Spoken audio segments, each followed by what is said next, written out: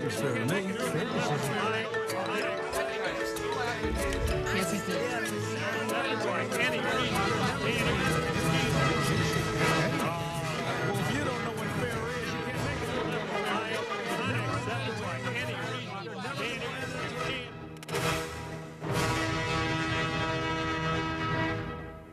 Donnybrook is made possible by the support of the Betsy and Thomas Patterson Foundation and the members of 9PBS.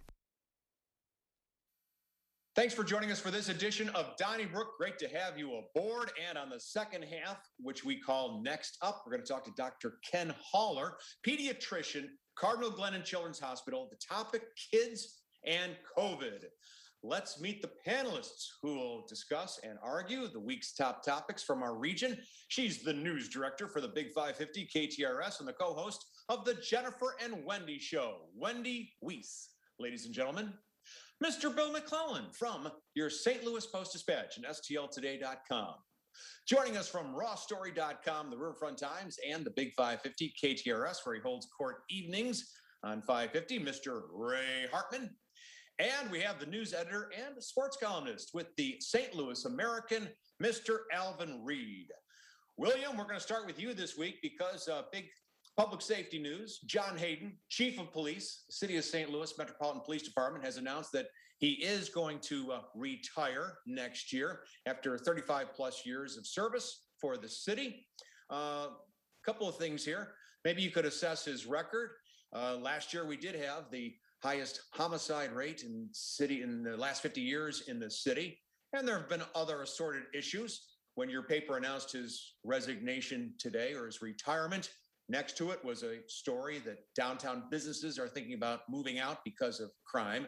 But also there's a question, should we have a national search for his replacement? Mayor Tashara Jones has said that that's what she'll conduct. What do you think? Well, first of all, I think the problems in the city of St. Louis are beyond one person. I don't think you can blame Chief Hayden. He tried, but there wasn't much he could do. As far as the next chief, I think I'm in the minority when I say I favor an in-house candidate, somebody who's already in the department, somebody who understands the lay of the land. Too often when you have these national searches to find a bright, energetic young person or older person, you end up with somebody who interviews well. And then they get to the job and they don't know who to trust.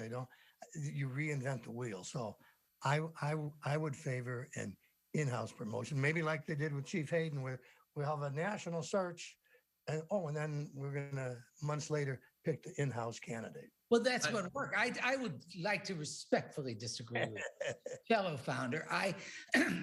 First of all, you can do just that. You have to have a national search. You've got to give yourself a chance, if you're the mayor, if you're the city in general, to see cast as wide as net as possible. And then if you find that I don't think the two are mutually exclusive. I think you certainly include top candidates in that process. And like in the case of John Hayden, who I think, I agree with Bill. I thought if you want a microcosm of what the next chief is up against, look at the classless statement, this awful statement that Jeff Rorta made, the business manager of the union made. Just nasty as he could be, trying to blame everything on John Hayden. It's because of that White Police Officers Association that this is going to be a nearly impossible job for anyone you bring in. It's a very complex job. And I will say this, I think one of the things they need to look at, and St. Louis County needs to look at, is someone who can empathize and communicate with the public through and with various constituencies through the media. It's an important, I don't mean that they just got to be fun on camera. They've got to be able to communicate. And that seems to be a skill set that. Hang on a second. That reminds me of this tweet that Kim Bell of the Post-Dispatch had this week, where she pointed out she was looking for information on a criminal suspect. And accidentally, the media affairs office for the police department sent her an email intended for somebody else, obviously. And it said, should we ignore her, tell her to file a freedom of information request, or another option. That's how she was dealt with. No, and that's how John. Hey, the worst part of his, in my mind, his tenure was his inaccessibility and the fact he was incommunicado. That's and the same with Mary Barton. It's a fundamental part of the job. But Ray, that wasn't just going on after Chief Hayden stepped in. That's been going on for a long time. No, it hasn't. I mean, you look at Dan Isom was amazing at that. And so I think Clarence Hartmann was great at that. Tim Fitch was great at that in the county. It's not, that hasn't always been going on. No, they weren't. They got up there and said that same old rigmarole. Chief Hayden didn't put the plans down. Bill, I'm telling you, you described to me the candidate I want. I want some younger, brasher lady or gentleman that has never been to St. Louis. The first time they have their in-person interview is the first time they ever set foot in this city. And they're going to walk in and say, like, I don't know Jeff Rorta from Adam. All right. But I can control him and I can control y'all and I can control this city because that's what I'm getting hired to do. This old guard don't work no more. I agree. Well, don't look now, but Mayor Jones. Don't look now, but Mayor Jones is part of the old guard. I mean, she actually listen, is.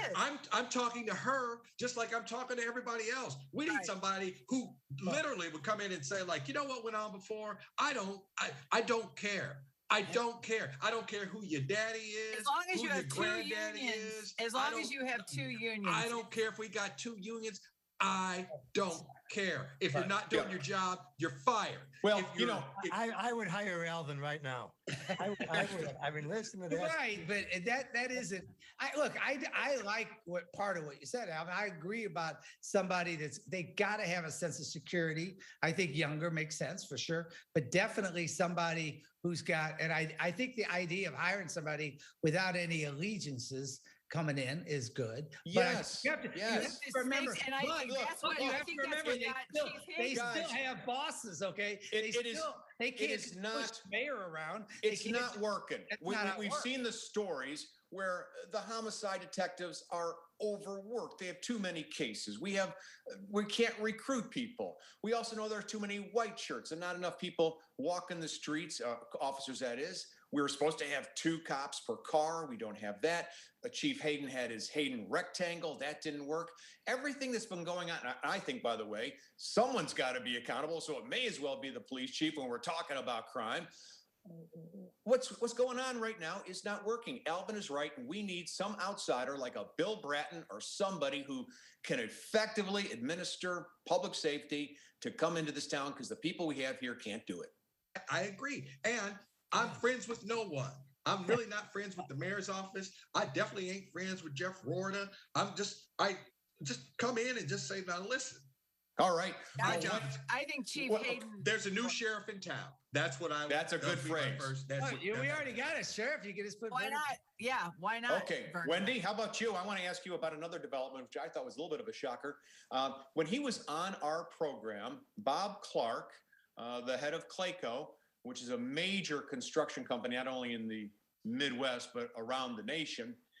He criticized the expansion of the convention center. And well, it turns out he has a plan of his own. As you know, there is a $210 million proposal to expand the convention center in downtown St. Louis. But Mr. Clark would almost want to quadruple it, an $800 million expansion to bring conventioneers from around the country, if not the world, to downtown St. Louis. Is that money well spent?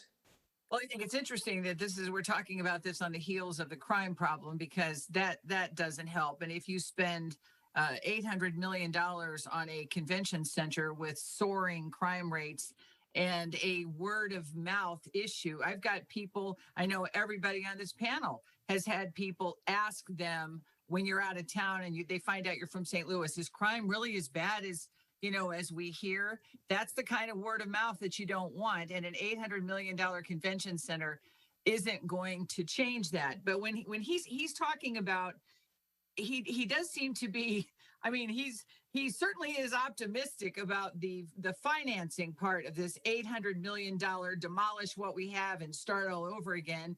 He's saying that the infrastructure money can be used toward the 800. Not sure how Mayor Tashara Jones would feel about that. He's saying that the state of Missouri, which is always so happy to help the city of St. Louis, that they'll step in. He's talking about the NFL lawsuit outcome and any money that we might be seeing from that. And I appreciate, and I did appreciate something that he said, that we don't want to be the world capital of missed opportunity. And I think, sadly, that's what we've become. But $800 million, when you already have a firm commitment of 110 from the county and the city, I say start small. But I'm not Bob Clark. I'm not the queen of $1 billion construction company. So maybe we should listen to him. Well, right now, it seems like a lot of money. We had no money for a stadium, and then didn't we have $1.3 billion for a stadium suddenly? Let's go back and get that money. But no, I don't think this NFL thing is going to play out. In fact, I think we're going to end up holding the bag ultimately. But if for some reason the NFL, Jerry Jones, Stan Kroenke, he said, like, here, just go away. We'll write you a check for $200 million. And it was decided that that money would go directly with that, 120 they're going to do on the convention center. I wouldn't have a problem with that. I think that would be a good designation for that money. But like you said, that's wishful thinking. That's pie in the sky. But I don't have a problem with using that money for that building. I was reminded of the Music Man, that 76 trombones. That what you need here in River City is a huge convention center. You got a problem with Harold Hill now? It was fun to have him on our show, and he's a very successful businessman. But I thought, I'm not so sure that this is really where we ought to be spending all of our money. But well, what they're doing, they're comparing us to Nashville's convention center, which is big and it's I guess it's just an enormous, beautiful facility. But that's not the only reason conventioneers are going to Nashville and not St. Louis. That's true. Nashville has about 30 of the top performing artists in the world who are living there. Names that people are selling millions of albums every year, and they have an extremely renovated downtown that's very safe, Wendy.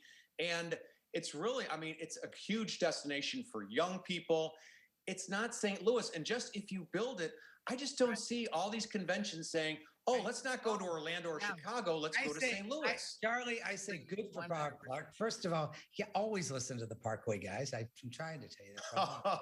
But Bob Clark, good for him. I'm with Alvin. I don't think we can be spending money we don't have from the NFL. And I'm not there yet thinking that the money's going to be there exactly, but good for him to think out of the box. It's kind of symbolic that Bob Clark's spending more of his time now in Chicago than he is in St. Louis, because he's somebody that is thinking out of the box a little. And you know what?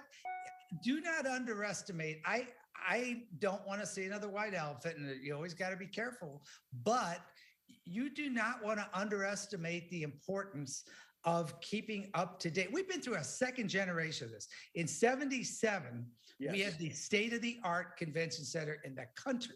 15 years later, it was obsolete. And I guess you remember, the Rams, the current football stadium was sold because it was going to function double as an expansion. Why? Because our state-of-the-art convention center was literally obsolete in 15 years. And that's a little bit, now it's been 30, and you do have to keep up with the Joneses if you want to compete for convention business. Well, here's the deal. Talk about, you never underestimate something. Never underestimate our idea of we'll spend money on something that will be transformational. From St. Louis Center, that was supposed to do, it's just one after another. And I'm afraid this is a very expensive one. Well, it is. And last week, the mayor announced that she has $18 million for the homeless. That was reported by Fox 2. And I guess someone is saying we need $800 million for out-of-town conventioneers. Well, Alvin Reid, I want to ask you about Larry Rice, the Reverend Larry Rice, who forever was synonymous with homeless services in St. Louis until 2017, when Mayor Francis Slay's administration shut down his homeless shelter on Locust. he told our hosts on St. Louis Talks on KMOX, Bo, Carol, and Ryan, that he is in talks with the mayor about providing services once again for the homeless. Do you think it's time to bring back the Reverend Larry Rice and his homeless services? Well, as he was getting, shooed out of the building and from that downtown area, his parting words were, "This is only going to make the problem worse." So he's been proven right. I think some compromise has to be found. For some reason, he's the best thing that we have going, whether you like him or you don't. And I think the city is wise to try to bring him back in to try to be part of the solution. Because once again, what you wanted to do, and quite frankly, I think that was what you wanted to do, was listen to people that bought condos down there. And that's like complaining about your house is near the airport and you built a house near the airport kind of thing. So he was right, and I would listen to him. And if he could get that building back up to code and safe and all that, I think it plays a function, and it's a good idea.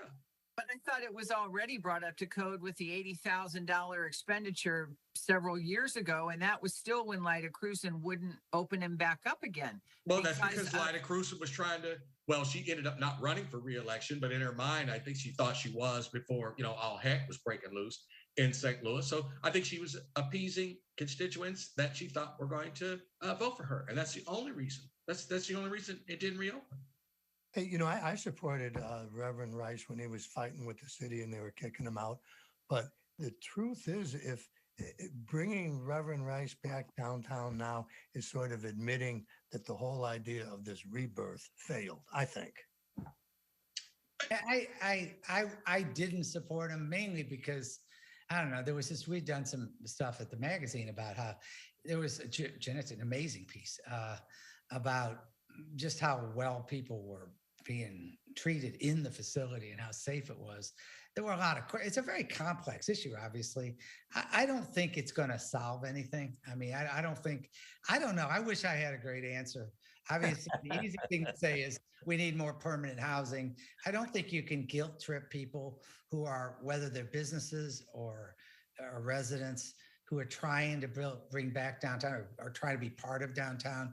It's homelessness is such a tragic problem. Nobody wants to be heartless about it, but at the same time, that doesn't, just because you move downtown or you have a business downtown doesn't mean that you have to, that you don't have right to your own concerns about safety. I think that Mayor Jones is not one to revisit memory lane. I think that if he has proven to be a problem in the past for previous administrations, and he has, I don't see her saying, let's give this one more try. Maybe she will. She will. Here's why I think she might do that, Wendy. The courts ruled, Ninth Circuit Court of Appeals, that a municipality in the United States can't move a homeless person unless it can provide that person a cot or a shelter somewhere. And now he provides a convenient way for her to move homeless from places like Interco Plaza to, even though she cleared that out last week, but fill in the name of the park in downtown St. Louis. If he is around and he's got 100 or 200 cots, she can move, 100 or 200 homeless off the streets and keep people like the operators of Square happy. Yeah, and I think the problem of street wandering, homelessness, is there's more of that now than there was when Larry Rice's shelter got closed down. It seems that way. But Ray, also, I want to ask you, Ray. We shouldn't be, that's what I was saying earlier. I'm not going to look askance at the operators of Square, as you put it. I mean, they are such a great. They are, but they kept their employees at home. Symbol of what we need in downtown St. Louis. I'm not looking at scans. They actually created a homeless shelter. I get it, but they need to not be the villains in this story. I'm sorry. They're not. Oh, I don't think they are. I think they're the victims. Yeah, but if they're among the many victims, right? Okay. If Larry Rice's shelter was open, I don't think that they would be moving or telling the people not to come downtown to go to work, because that encampment would not have been across the street, and what went down would not have gone down. And so thus, see what I'm saying? Because Jim McKelvey told all of his employees, all 500, to stay home. or whoever operates Square Downtown said that. Yeah. That's why the homeless were moved pretty Well, quickly. but I say, Okay, Ray. need more Shamed- problems like Mr. McKelvey. Okay, Ray, Shamed Dogan, state representative, has announced that he's going to run for county executive. He's a Black Republican MICDS grad who I think represents Baldwin. Am I right? Does he have Yeah. a chance? Yeah, Parts of Stanton too. absolutely. I think he's somebody with whom I would, I wouldn't want just. I don't agree with him on a lot of social issues and stuff, but he is one of the most, in my experience, one of the most respected legislators, certainly from our area. And by that, I mean on both sides of the aisle, particularly the Democrats.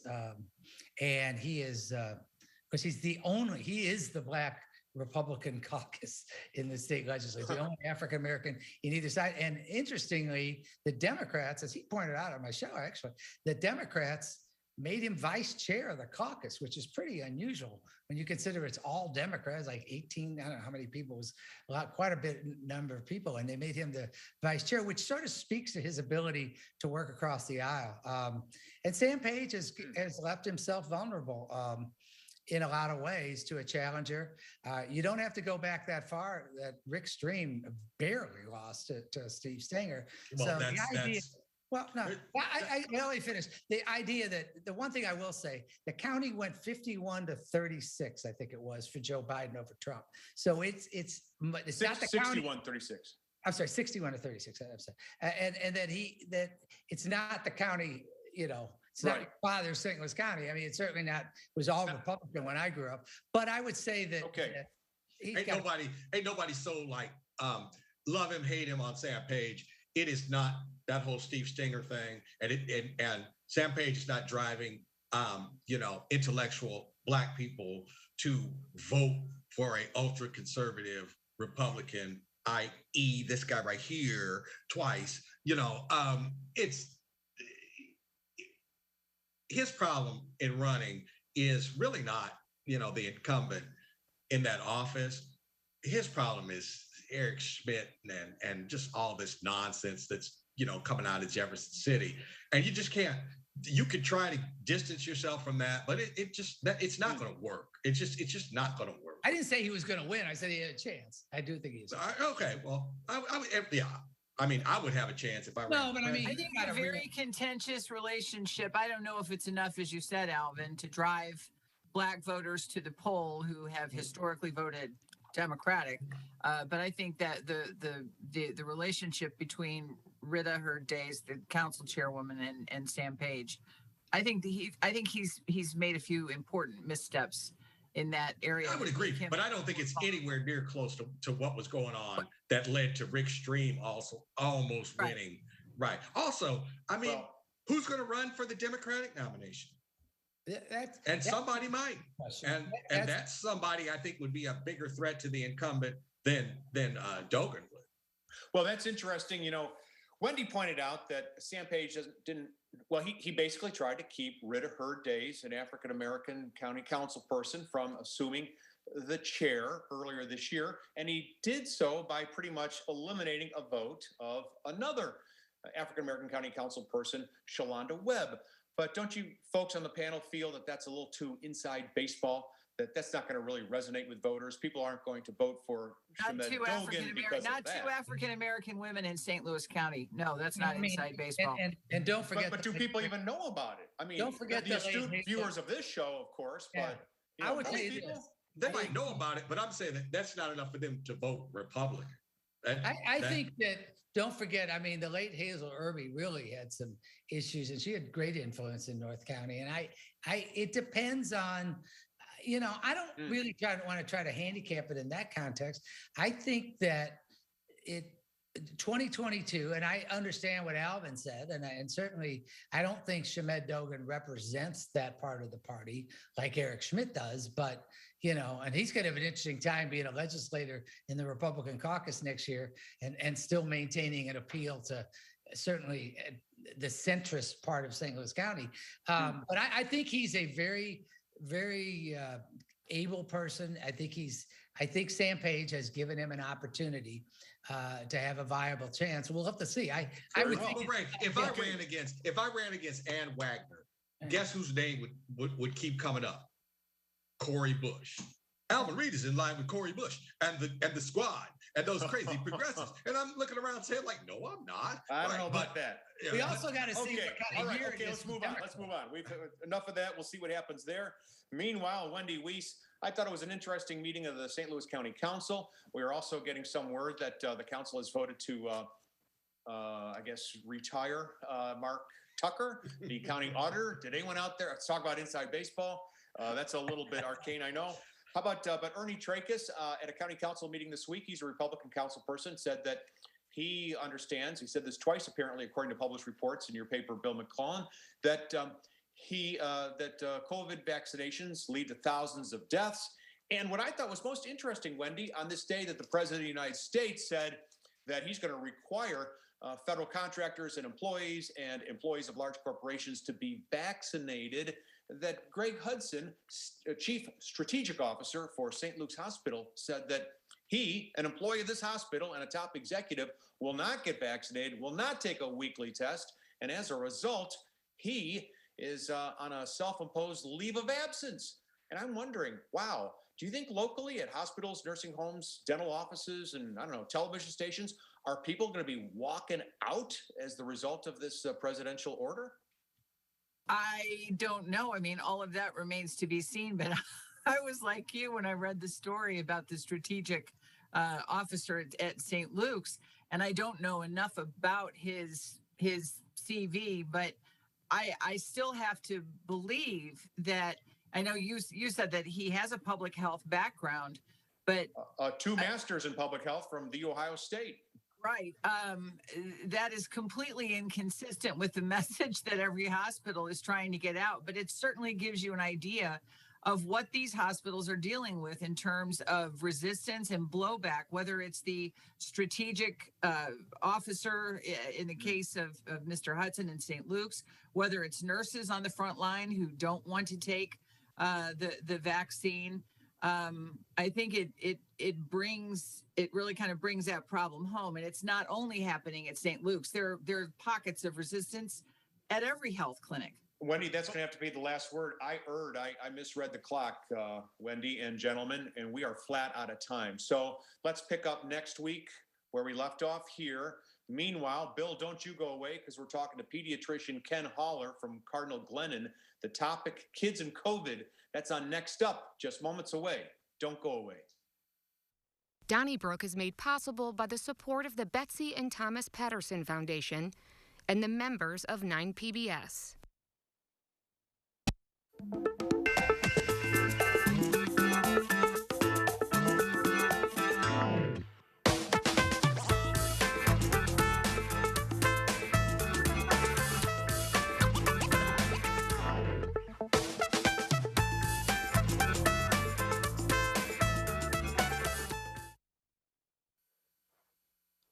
Well, thank you for joining us for Next Up. This is the portion of the Donnybrook program where we interview community leaders and we welcome back a pediatrician from Cardinal Glennon and someone we might describe as a friend of the show. Dr. Ken Haller is back with us. Hello, doctor. How are you? Great, Charlie. Thanks for asking me on today. Well, it's good to have you, especially now that we understand that last week was the largest increase in pediatric COVID cases with an extra 250,000 nationwide. Right. For a long time, kids represented 15% of all cases. Now that number's up to 22.4%. What are you seeing at Cardinal Glennon? Well, we are seeing kids being admitted. Now, the thing is that it's gone from practically nothing to now probably around 10 to 15% of our admitted kids here in the hospital are COVID kids, and some of them are ending up in the ICU. So that's still a pretty significant jump. And it's causing us to be fuller at this hospital than we ever are at this time of year. It's been a really remarkable thing. Last winter was actually rather quiet because I think since everyone was in their own silos, not going out, not spreading viruses. A lot of viruses that we saw in the winter, like flu and RSV, did not show up. Since we all started getting together in May and June, a lot of those viruses have spread, including COVID, and those kids are now getting sick and ending up in the hospital. Doctor, could you talk about vaccines a little bit? Sure. What age kids can get them and how much resistance you're getting. I mean, I could see somebody saying, well, since kids don't die from this, it isn't like old people. I'm reluctant to have my child get it. Right. Is there a lot of resistance? And Well, right now, the Pfizer vaccine is has emergency use authorization for kids from the 12th birthday and above. So 12 years and up, you can get the Pfizer vaccine. It's still not available if you're 11 years old or younger. We're hoping to get some approval of that in the next couple of months, but right now they're still collecting data on it. And so kids under the age of 12 cannot be vaccinated yet.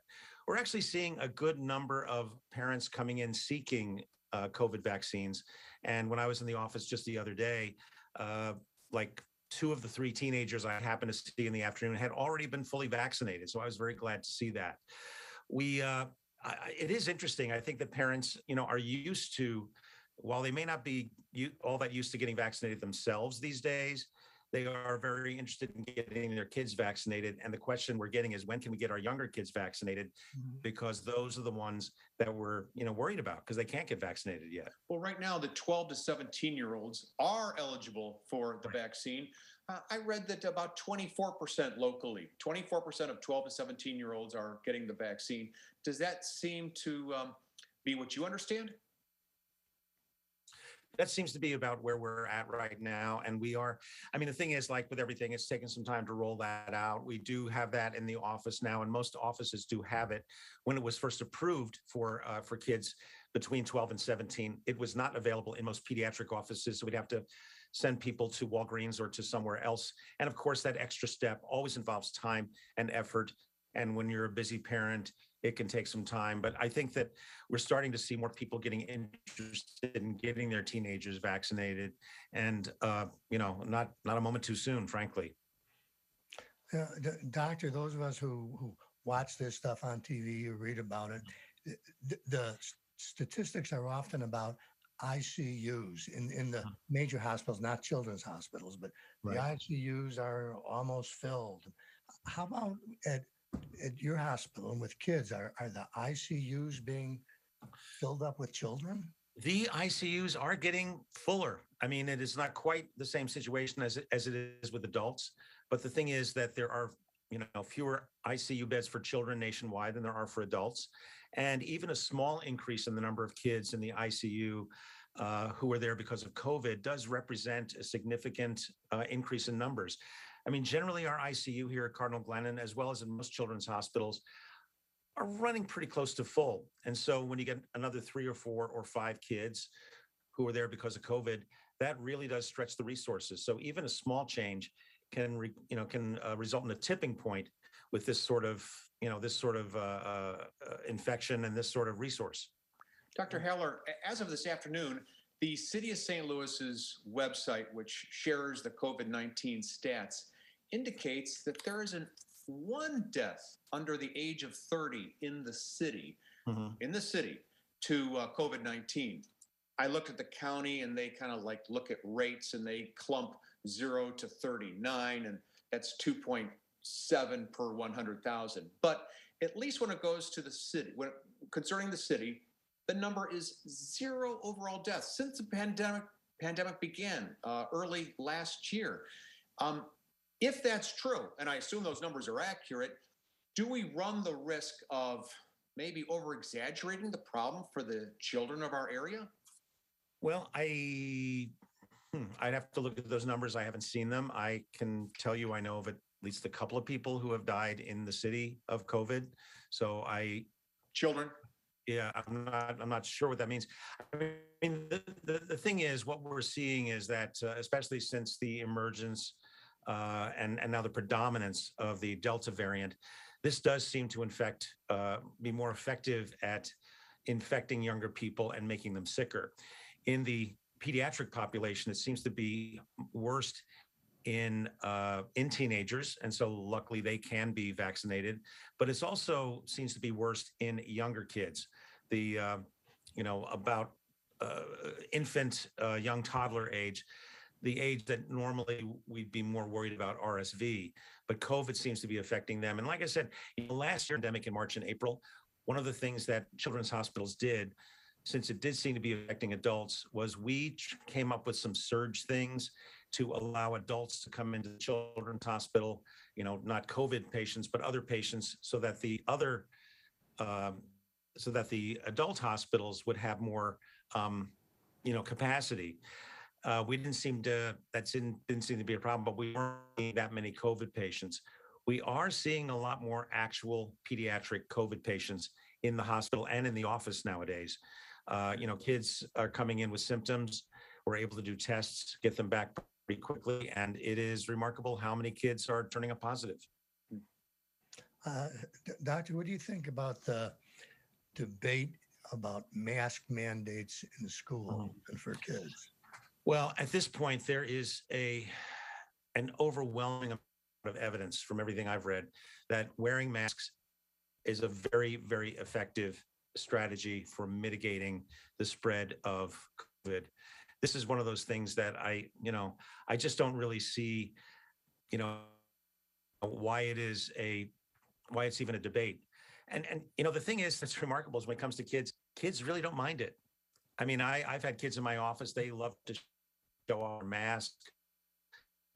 They talk about how great it is that they're wearing a mask, and whether it's Hello Kitty or Spider-Man or whatever. I even put a thing out on Facebook, just on my own timeline, just asking parents their own experience with kids and masks, and as well as teachers. And between that and a couple of other groups I put it in, I got about 100 stories, and every single one was, my kid loves their mask. They're doing great with it. So what it comes down to is kids will reflect the values of their parents around this.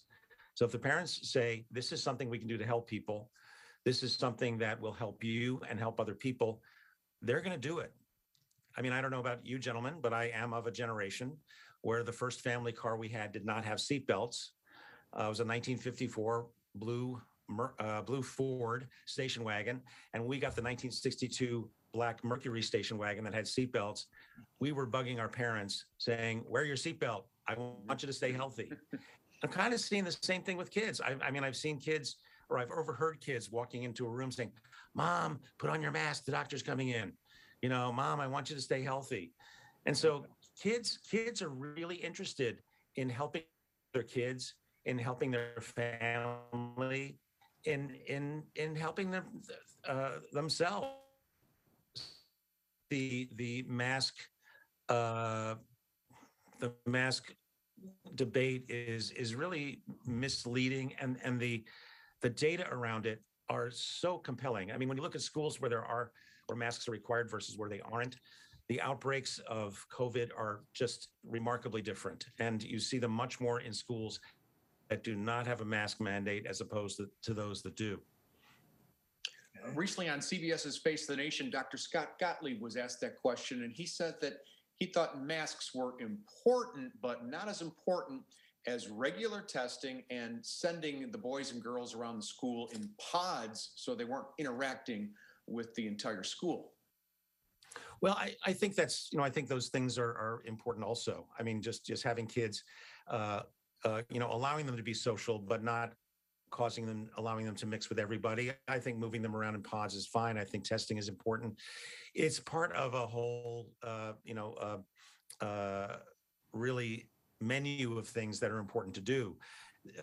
Masks are not a cure-all. Masks are not the only thing that should be done, but masks are a really important mitigation strategy. And I think that kids, if we stress to them how important it is, kids, in my experience, and from what I'm seeing, just out there in the world, kids are really open to it and happy to do it if this is something that is demonstrated to them by their parents and other important people in their lives. When you're talking about kids and their parents and influencing kids, are children allowed to get the vaccine without parental approval? If a 15-year-old says, hey, I'd like to get vaccinated, how does that work? That's a really good question. I'm not sure I have a very good answer to it. In general, kids do have a limited amount of autonomy to make medical decisions for themselves. We really have not had any cases where we have run across that. And I can't speak to the legality of it, honestly. as kids get older, one of the things that we do when we see any teenager is we will spend some time with them to do a confidential history to find out, things that are going on at home, at school, things like that. And because sometimes, there's just a lot of things that kids don't want to talk about with their parent in the room. And sometimes things will come up in that history where we will, perhaps counsel kids that, that may be something that we can just keep between ourselves and look at treatments that might be appropriate for that. On the other hand, when it comes to vaccines, this usually does involve, because it does involve, an injection of substance. This is something that does require some level of consent. Parents generally need to sign a consent form for that. But if the kid really wants it, then we will have a discussion about it. However, if it is a question of legality, honestly, that's something I'm not an expert in. I talked to a pediatrician the other night who said that her office is jammed right now with parents bringing the children in because they've got sniffles and other symptoms, and the parents want them tested. Is there any way for a mom or dad or a guardian to test the boys or the girls without making a doctor's appointment? Is there a kit or a test from CVS or Walgreens that you might recommend? Yeah, at this point, my probably going to CVS or Walgreens. Testing can be done at both of those places. There generally you have to walk up to an outdoor window and do it, or do it from a car, and you can do it that way. There are some take-home tests, but they have varying reliability. I believe that the Department of Health and Senior Services of the state of Missouri, if you go to their website, you can find out what kits are, that are available in Missouri that would be considered to be accurate to do a take-home test.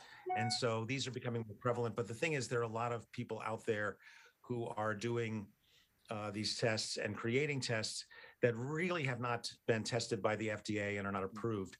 So I would go to either the CDC website or the Department of Health and Senior Services website of the state of Missouri when trying to find a test that you could do at home, or else go to one of the large chain drugstores, because free COVID testing is usually available there.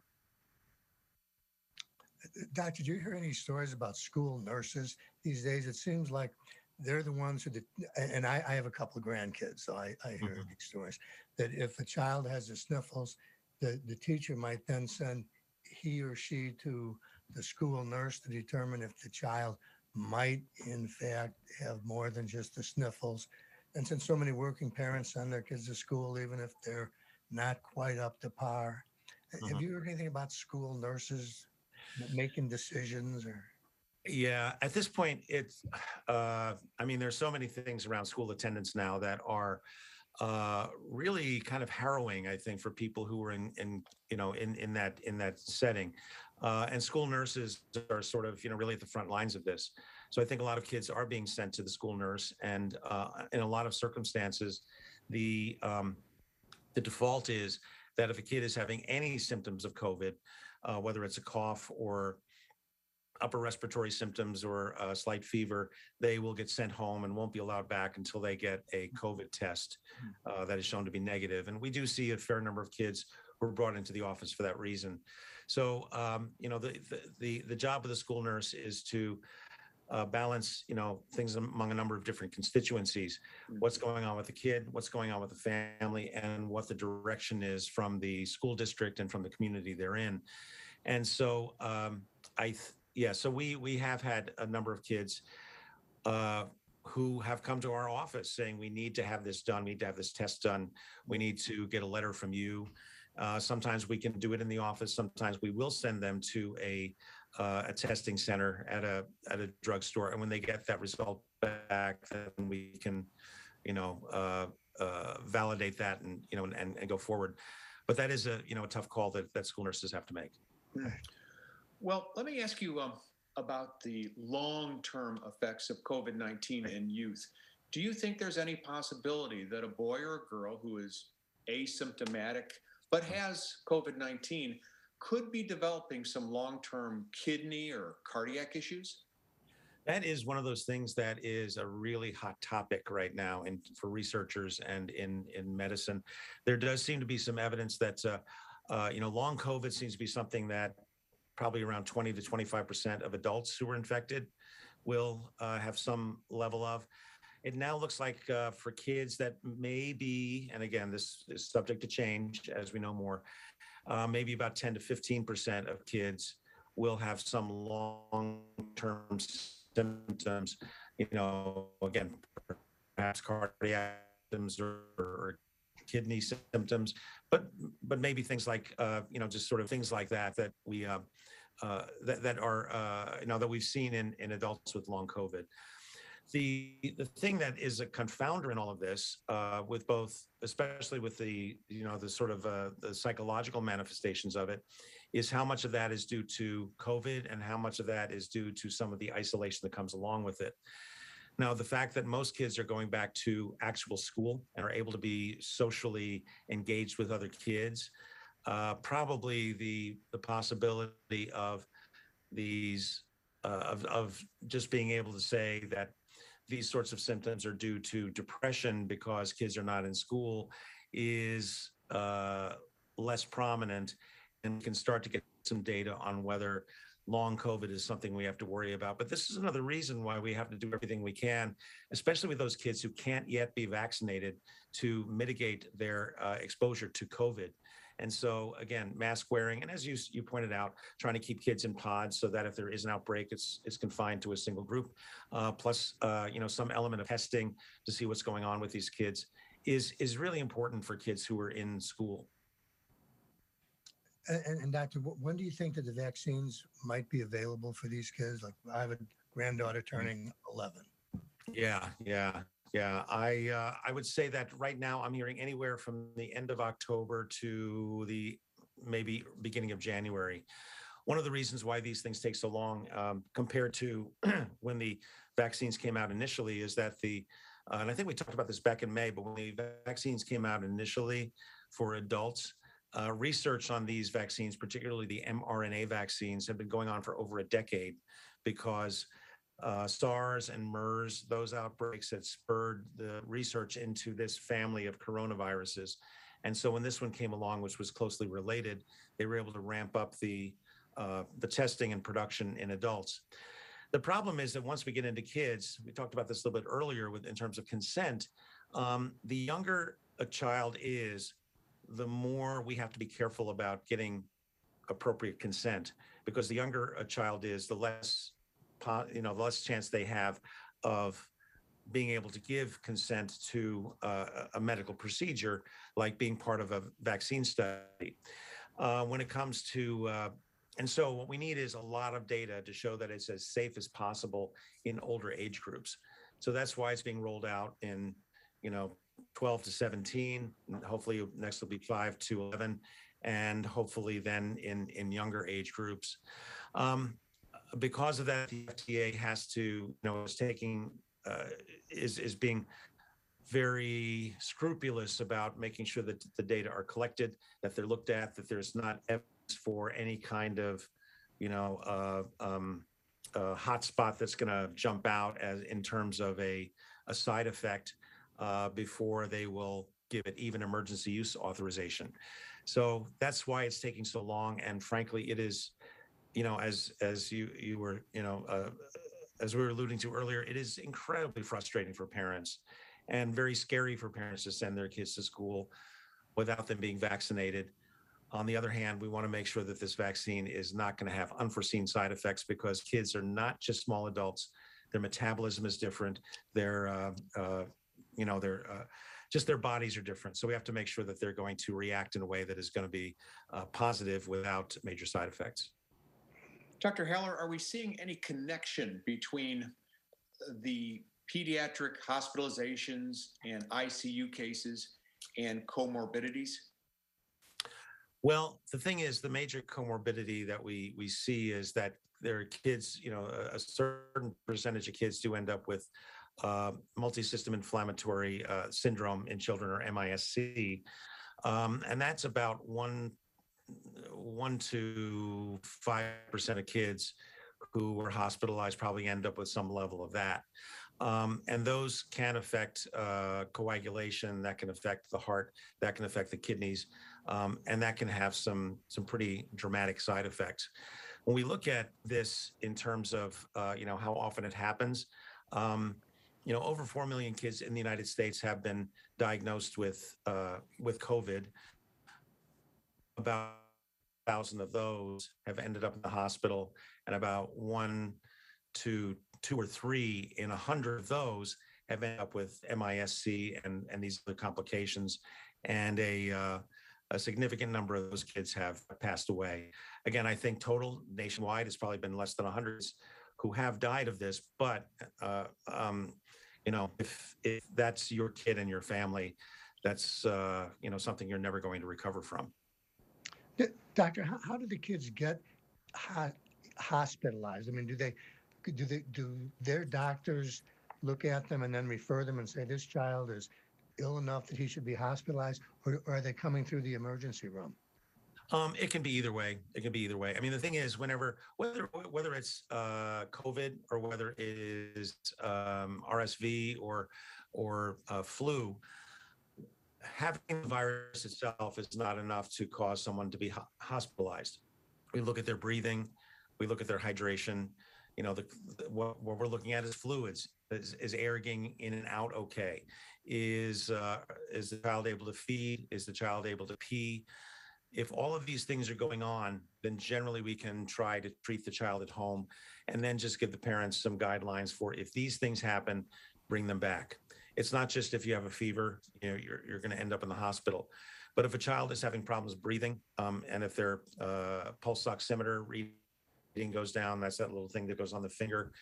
If it's going down below, into the low 90s or below consistently and not coming up without help of oxygen, they probably need to be in the hospital.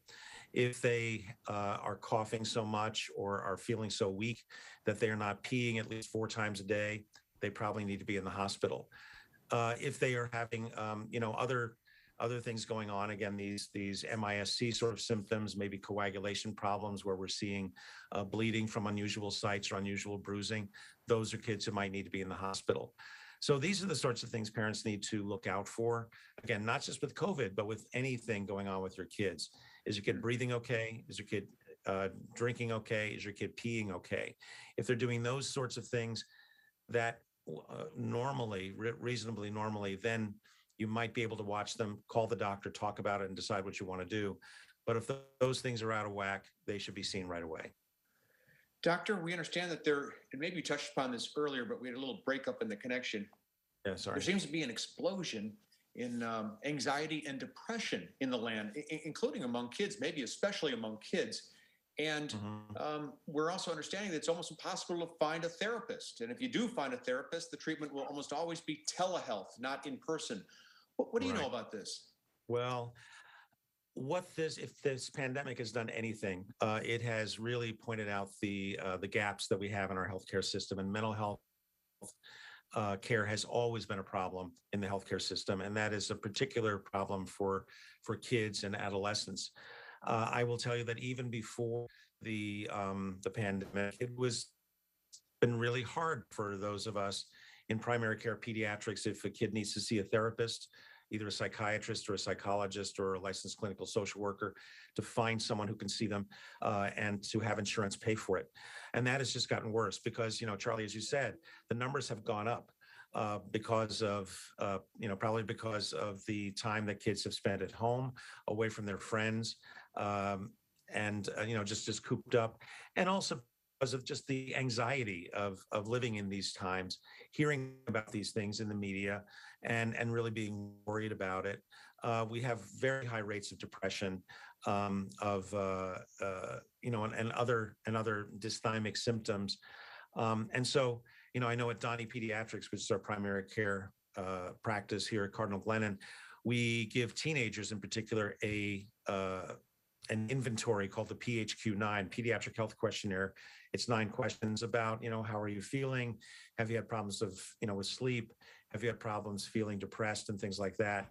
And those scores are going up. It's And so we are lucky enough to have some therapists we can refer kids to. But this is something that, as we go through this, we really need to look at this. Mental health is health, and we are not addressing it. We haven't addressed it effectively.